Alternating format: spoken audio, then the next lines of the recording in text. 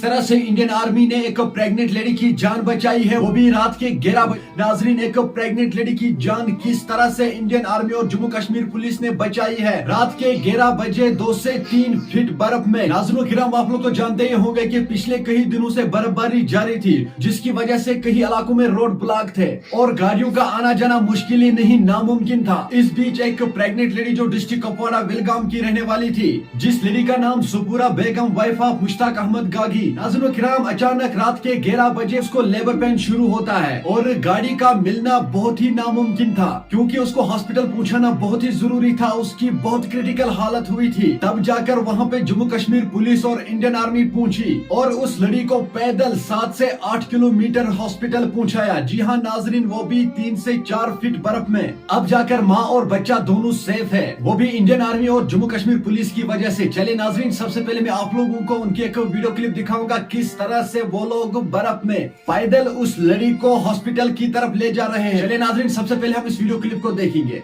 वालेकुम सलाम।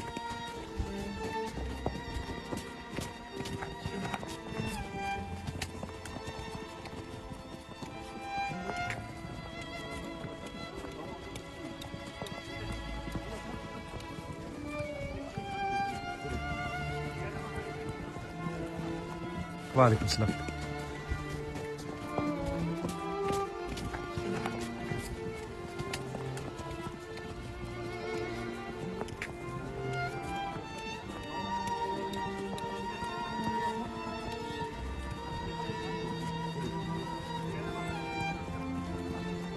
वालेकुम सलाम।